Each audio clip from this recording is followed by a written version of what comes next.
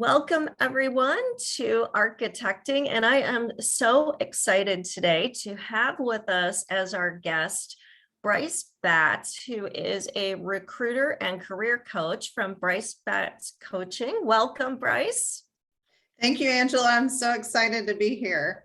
A little bit about me. I have over a decade of experience recruiting in the AEC industry, and I'm a certified career coach as well. I help women in the industry define their strengths and identify their weaknesses and help them get promoted or find a new position if that's what they're desiring, and help them get an income that they deserve. That is so needed. So I am glad you are out there, and I'm glad that you really are focusing on needs, particularly of women, because I think they're a little bit different than men.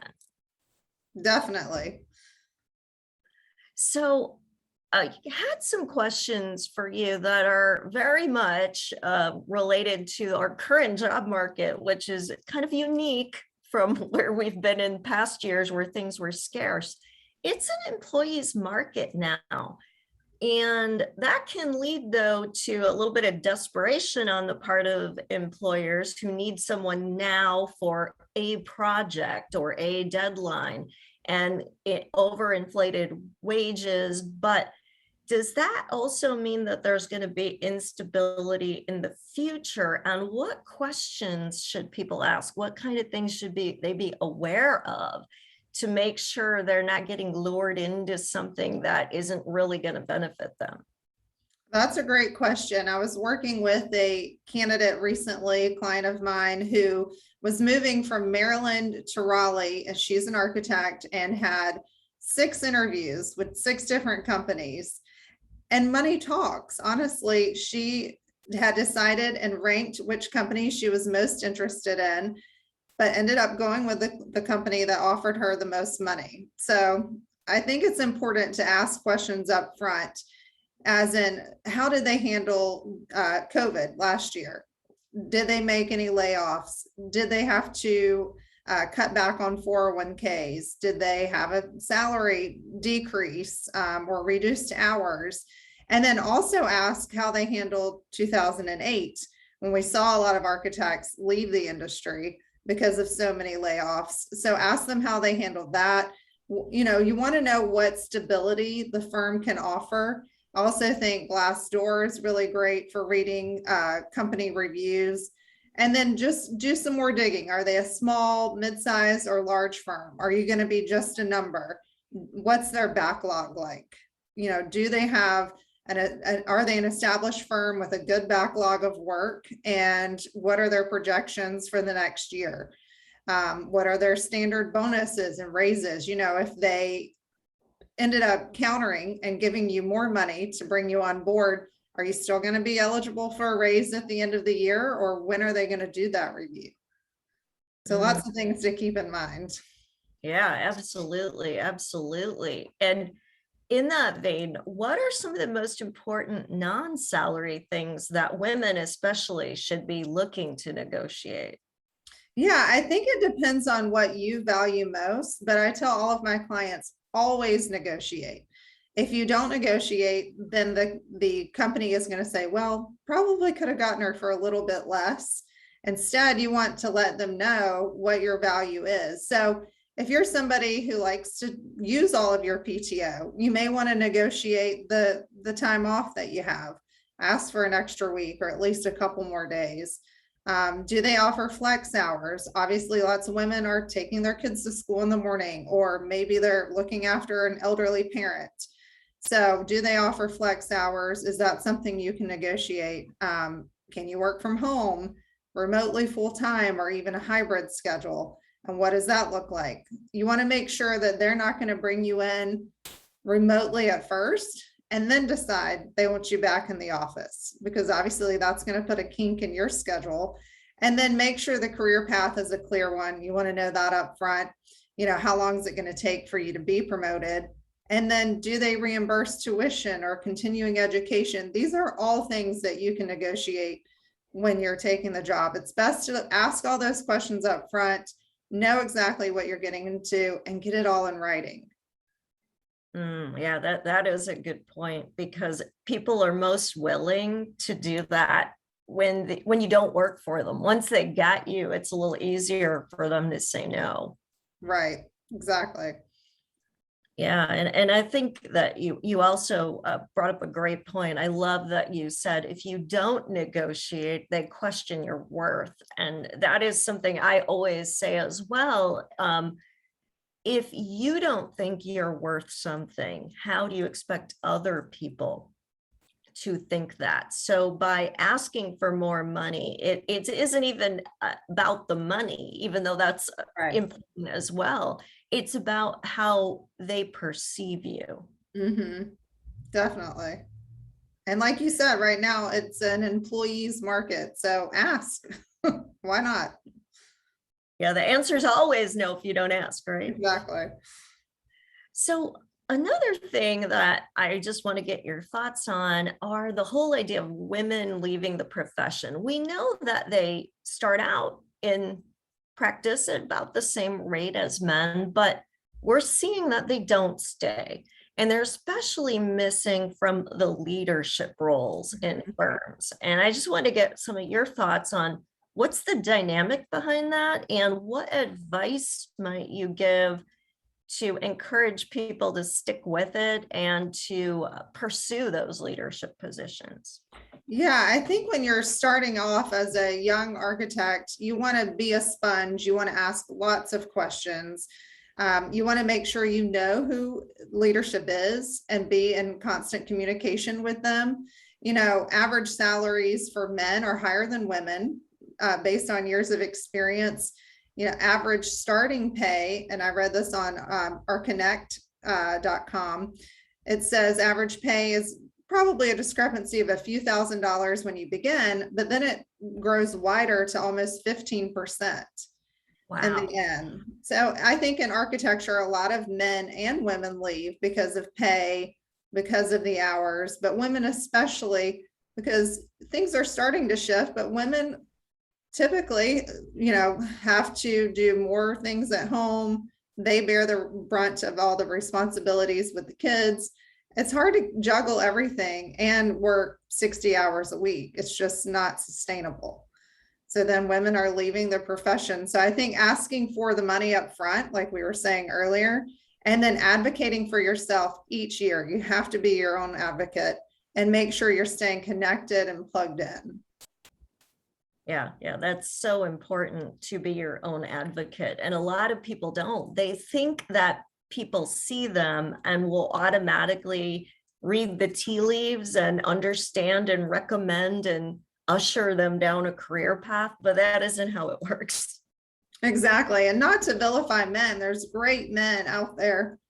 And I think you can, you know, try to find one or two that will really be a cheerleader for you and advocate for you as well, and make sure your voice is getting heard. Yeah, absolutely. And I think finding mentors is really important, because it gives you a sounding board, but it also gives you a little bit of a template to follow. Right. Definitely.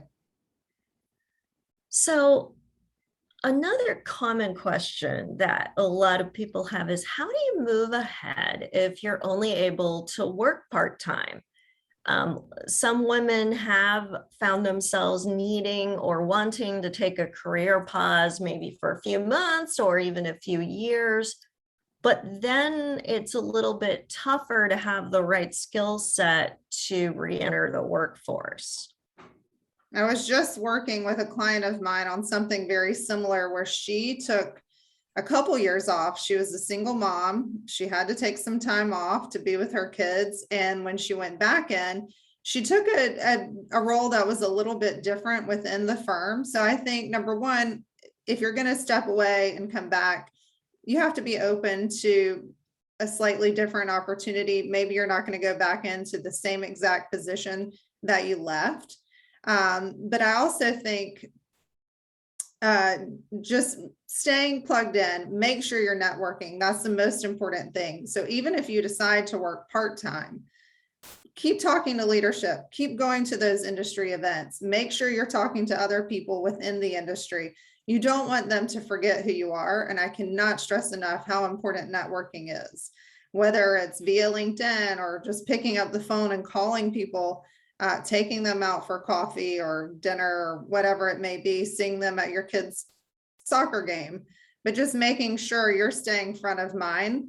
And then if you're going to work part-time, you want the employer to be really clear on you, and the employer to be really clear on what those hours are, what the expectations are, and make sure you're adding value and exceeding expectations, even in a part-time capacity. Yeah, I think for a lot of people, they feel stuck that if they hold the boundary of I'm only working 30 or 32 hours, that they don't look like a team player. But it's so easy for those 32 hours to quickly become 40. And now you're not getting paid for that effort. Right. And maybe the benefits would have been different if you were a full-time employee. So I think really setting those expectations on the front end, take courses, do whatever you need to do while you're working part-time, but just make sure you're staying up on all of your skills. Or if you were to step away, take a course in Revit or whatever it may be, just to stay up on your skills.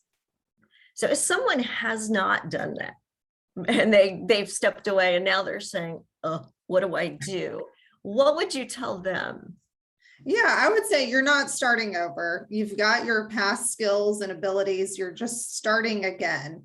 So start talking to those people, talk to the firms that you want to work for. If you can get a referral, that'd be great. Someone to, plug your name, give you a good reference and say, I know her, I know the work she's done. Maybe she hasn't been in the industry the last couple of years, but she's coming back.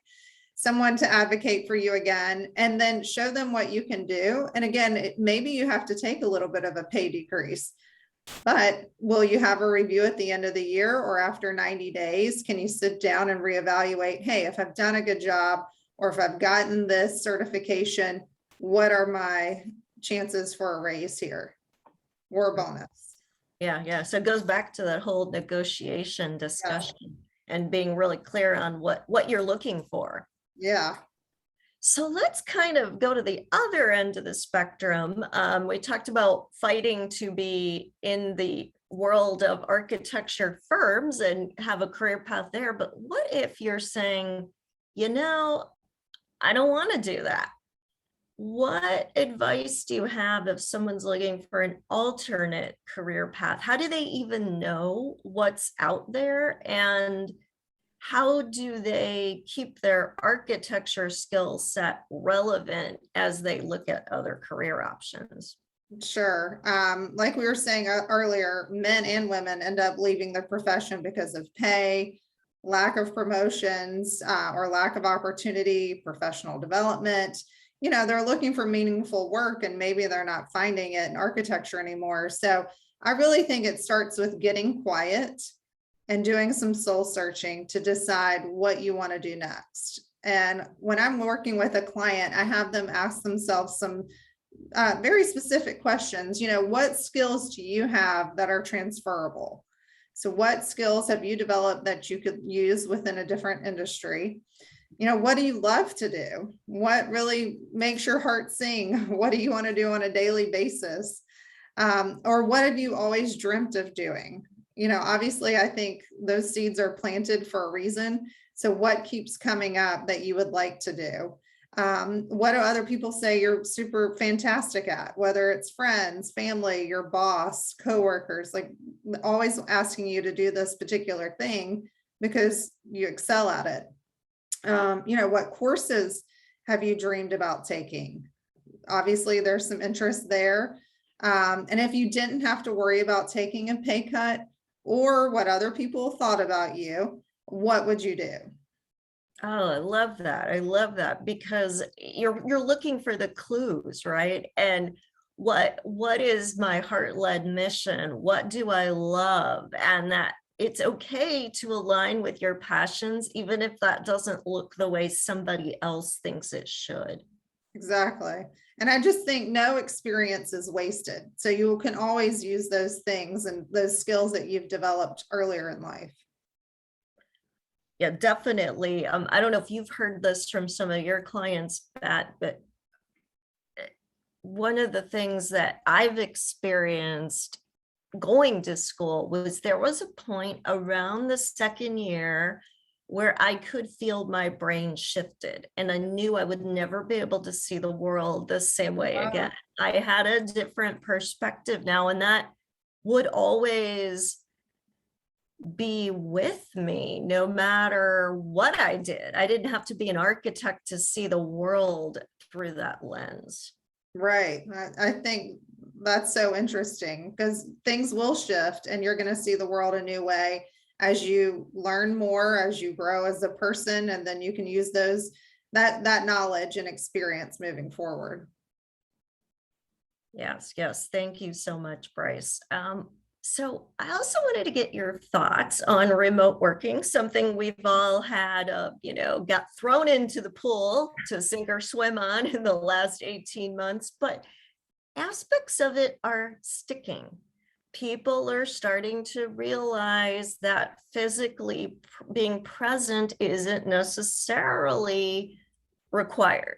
Mm-hmm. But what are the pros and cons of that? And how do you participate in company culture if you're not physically in an office? Yeah. Well, I can tell you it was a huge roller coaster for me. I've always worked from home, but then my husband, who's a landscape architect, he started working from home. We had to put him in our laundry room. So he has this big drafting table. He said, I need a door that will close. So he got stuck in the laundry room. The kids were doing school from home. So I think we all had to adapt, and we're still adapting. I think it's going to be really interesting to see what happens long term with remote work and how that comes into play.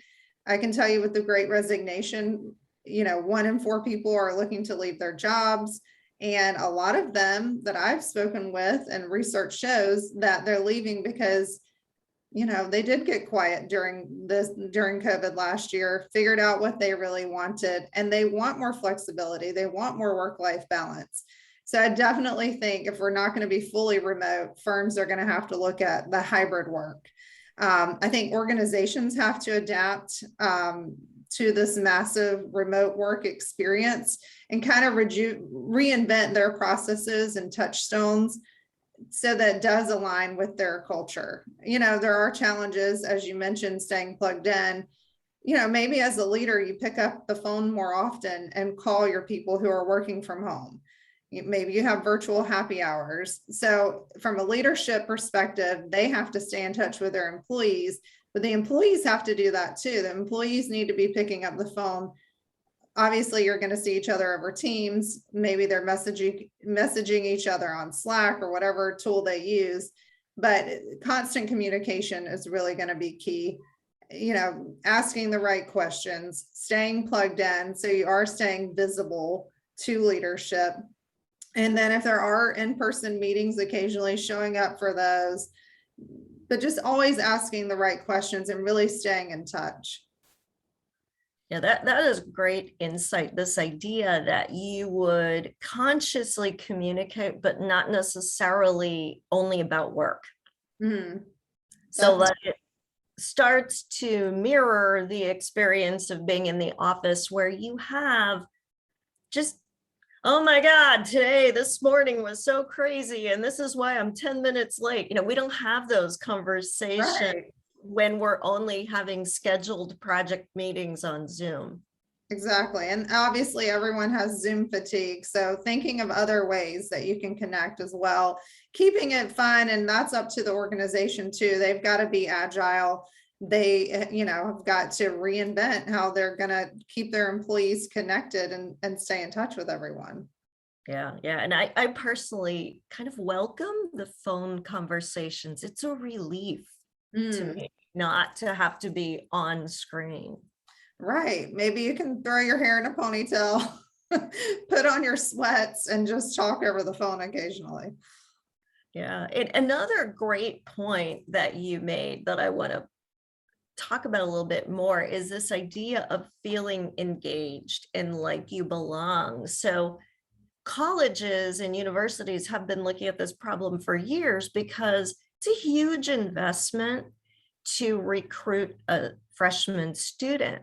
And yet, a very high percentage don't return. They'll drop out or they just won't come back for their sophomore year. And when they looked more closely into why, it was because that student just didn't click. They didn't resonate and feel a sense of belonging.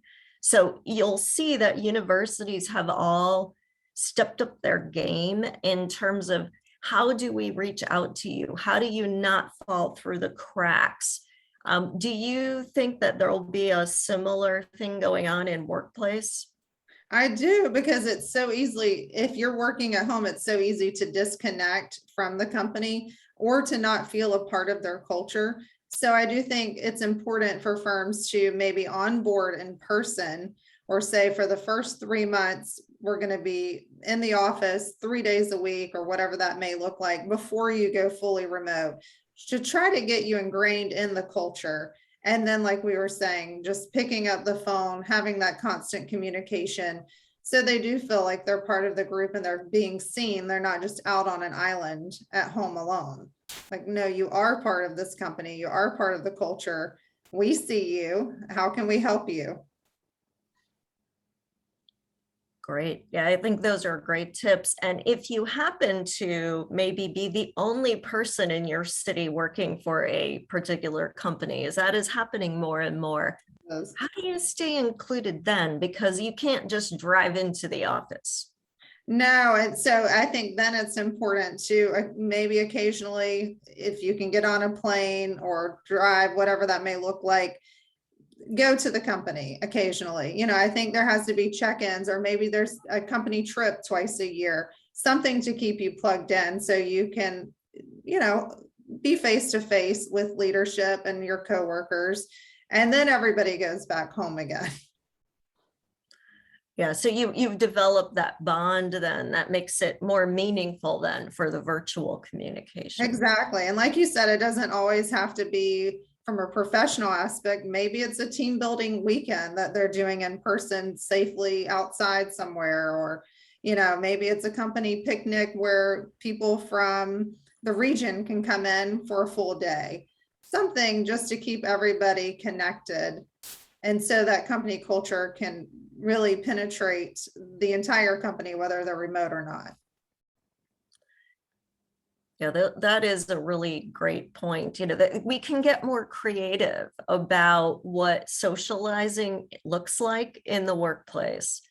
So, Bryce, thank you so much for joining me today and sharing all of this really, really impactful information. Definitely got a lot of nuggets out of that, and I'm sure the listeners will too.